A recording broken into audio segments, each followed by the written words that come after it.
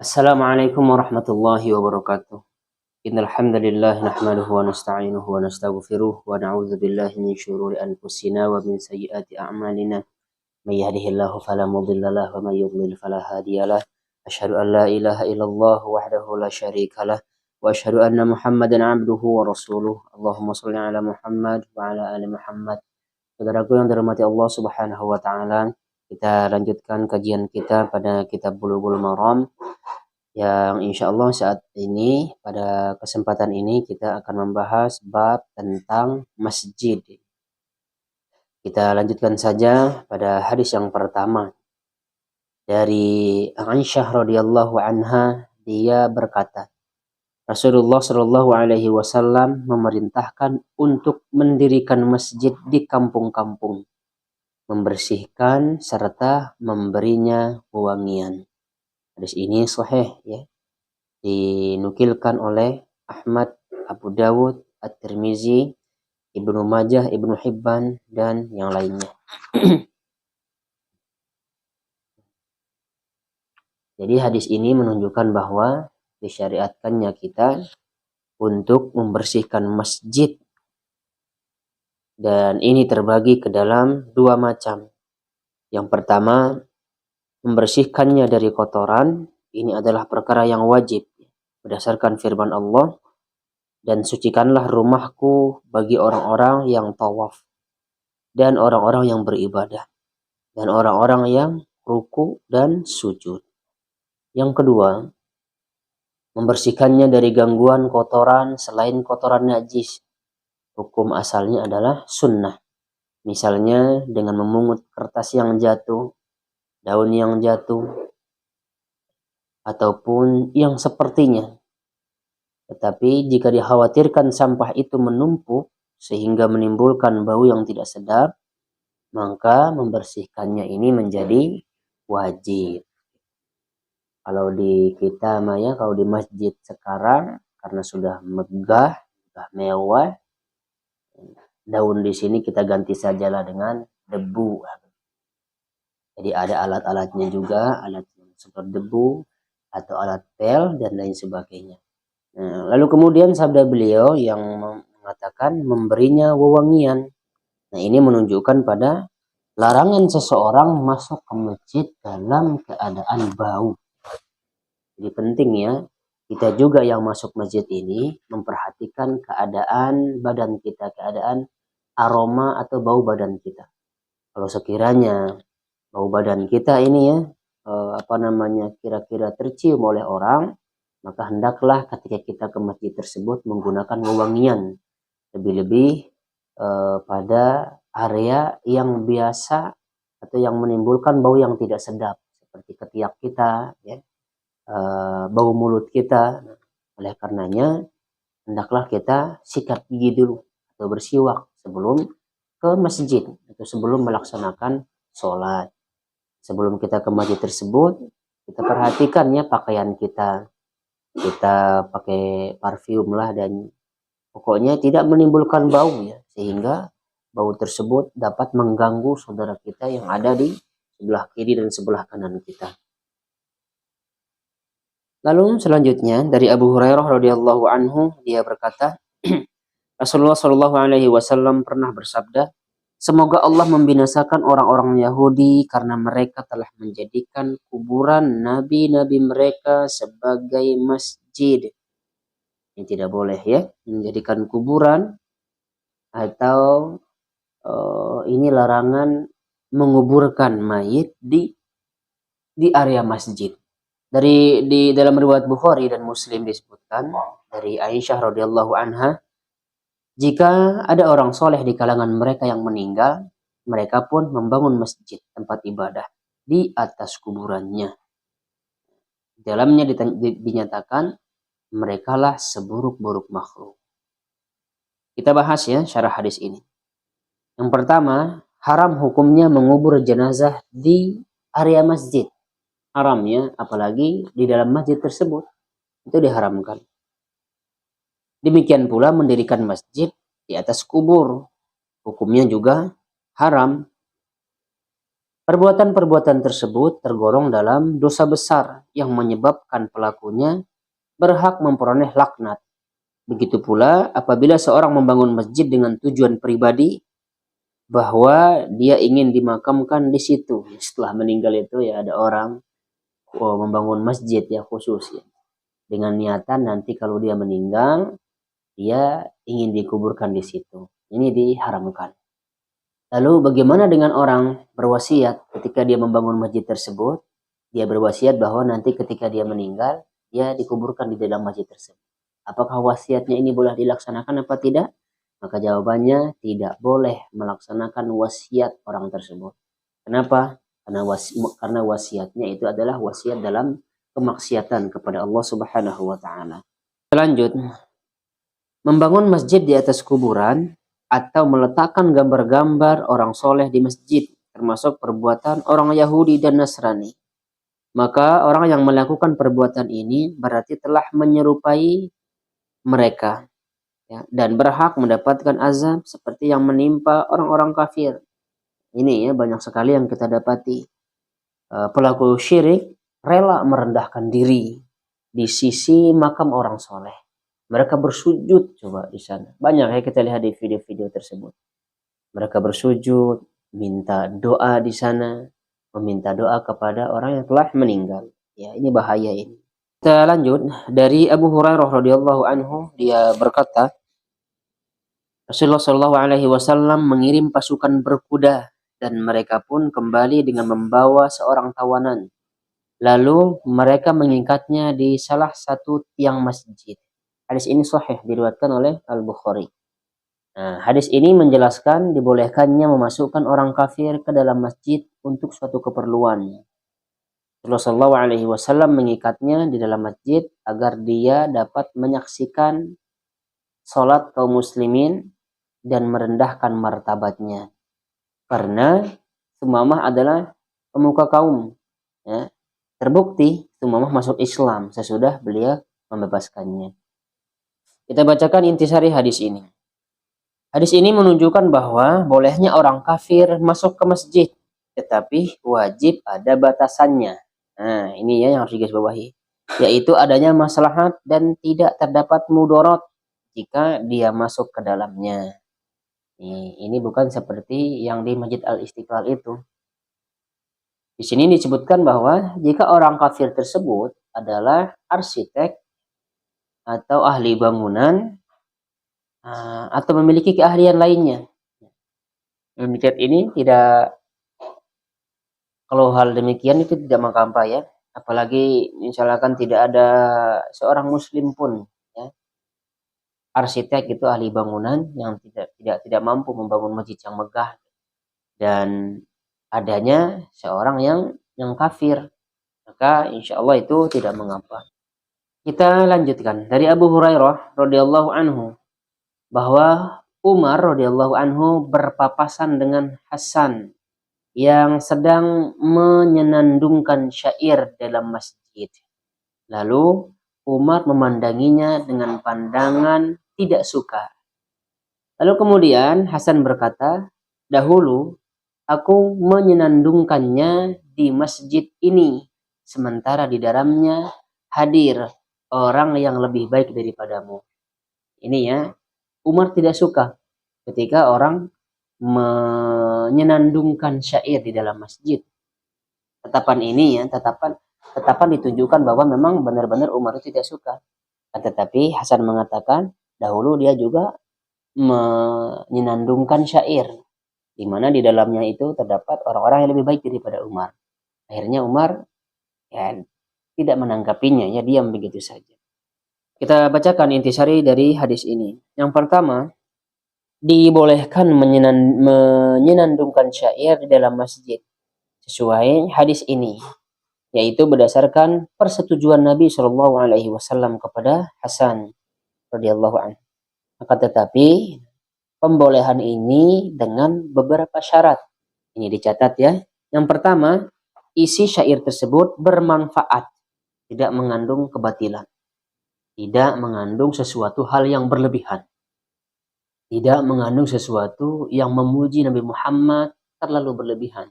Ya, yang menyamakan sifat Nabi Muhammad dengan sifatnya Allah. Ini berlebihannya namanya.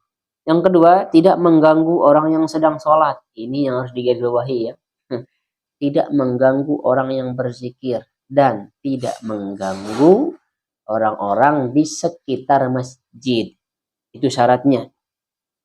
Jadi kalau mau cari aman, tidak usah pakai speaker. Itu cari aman.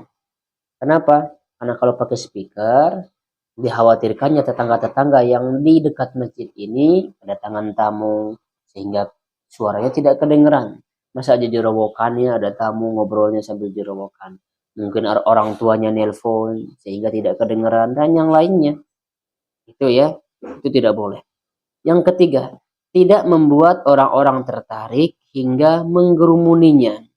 Sebab ini jelas mengganggu orang yang sedang sholat, orang yang sedang membaca Al-Quran, orang yang berzikir. Nah, ini mengganggu ya.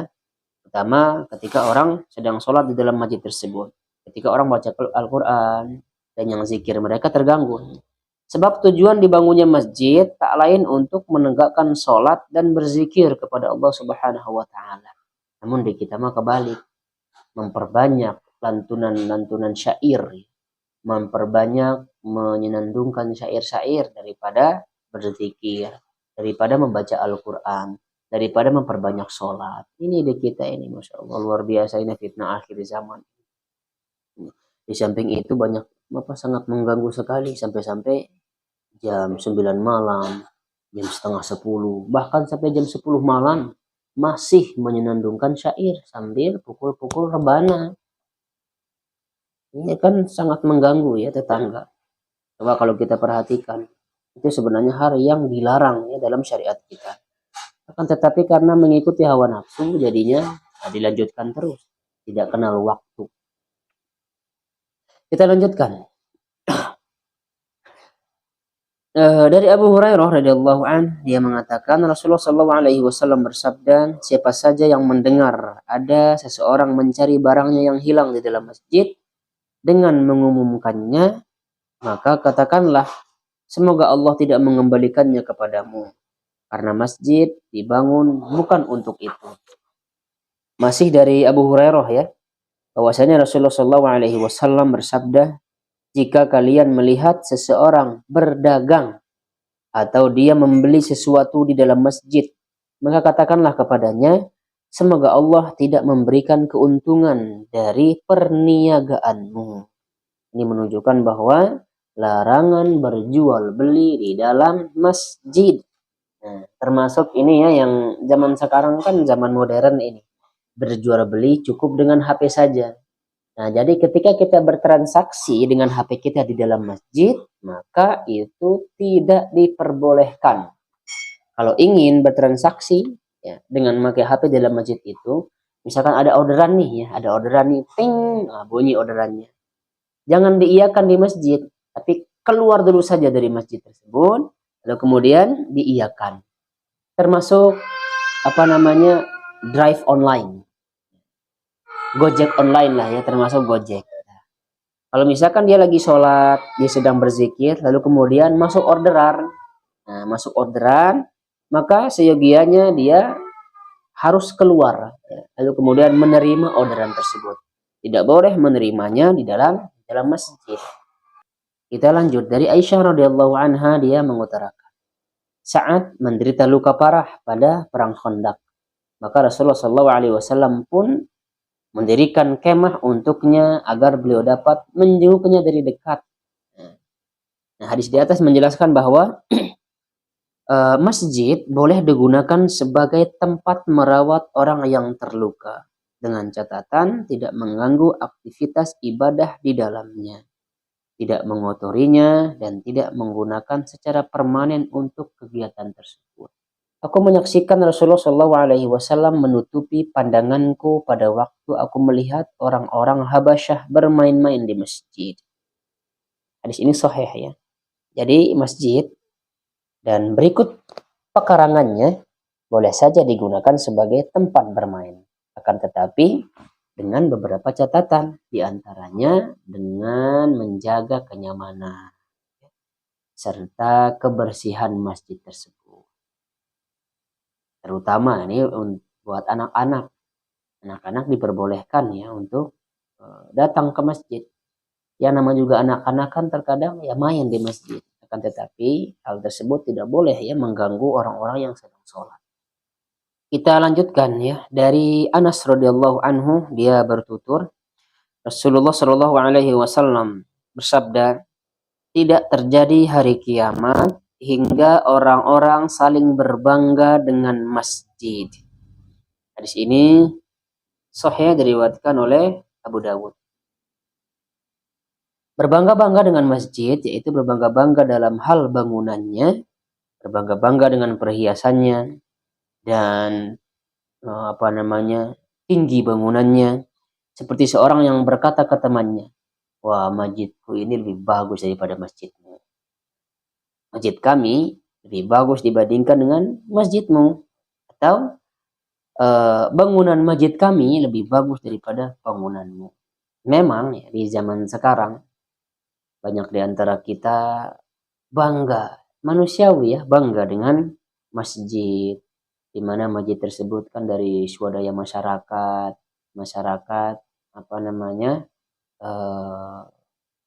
patungan ya, iuran dalam membangun sebuah masjid, di mana masjid tersebut alhamdulillah megah ya, alhamdulillah bagus dengan desain yang luar biasa. Kan tetapi yang lebih kita perhatikan adalah kemakmuran masjid tersebut. Yang harus kita lebih perhatikan adalah bagaimana masjid tersebut ya ramai, bagaimana masjid tersebut menjadi tempat yang nyaman bagi orang-orang. Masjid tersebut ramai ya, orang-orang datang kepada masjid tersebut untuk sholat berjamaah dan membuat acara-acara yang bermanfaat lainnya. Dalam hadis ini juga melarang kita untuk berbangga-bangga dengan bangunan-bangunan masjid. Masjid yang begitu besar, masjid yang begitu mewah, tapi yang sholat subuhnya cuman satu saf saja. Yang sholat zuhurnya beberapa orang saja. Gede, masjidnya gede, ya, tapi yang di dalamnya sedikit, yang memakmurkannya sedikit. Apalagi program-program yang ada di masjid tersebut sangatlah sedikit. Melakukan pengajian sepekan sekali, nah ini kan sangat sedikit sekali program-program yang ada di masjid. Nah mari ya, di samping megahnya masjid, di samping itu kita juga harus memakmurkan masjid dengan program-program yang bermanfaat untuk umat Islam. Dari Ibnu Abbas radhiyallahu anhuma, dia berkata, Rasulullah Shallallahu alaihi wasallam bersabda, aku tidak diperintahkan untuk menghiasi masjid. Hadis ini sahih diriwayatkan oleh Abu Dawud. Kita bacakan pendapat daripada Imam Asy-Syaukani. Beliau berkata dalam kitab Nailul Awtar ya, Nailul Awtar. Nah, beliau berkata, hadis ini menunjukkan bahwa menghiasi masjid termasuk perbuatan bid'ah. Termasuk di dalamnya membuat kaligrafi, hiasan berbentuk tulisan ayat-ayat Al-Quran, juga ornamen-ornamen pada dinding masjid. Kita lanjutkan kepada hadis yang terakhir dari Abu Qatadah radhiyallahu anhu, dia mengutarakan Rasulullah Shallallahu alaihi wasallam bersabda, apabila salah seorang di antara kalian masuk masjid, maka janganlah dia duduk hingga sholat 2 rakaat. Saudaraku dirahmati Allah Subhanahu wa taala, hadis ini ya sebagian ulama berpendapat bahwa sholat tahiyat masjid itu hukumnya wajib, yaitu hanya segelintir saja. Akan tetapi pendapat yang jumhur adalah sholat 2 rakaat ketika masuk masjid itu adalah mustahab, dianjurkan dan disunnahkan. Itulah pendapat yang kuat ya. Nah itulah pembahasan kita pada kesempatan ini, mudah-mudahan ada manfaatnya. Yang benarnya datang dari Allah, yang salahnya datang dari saya pribadi. Subhanakallahumma wa bihamdika asyhadu an la ilaha illa anta astaghfiruka wa atubu ilaik. Assalamualaikum warahmatullahi wabarakatuh.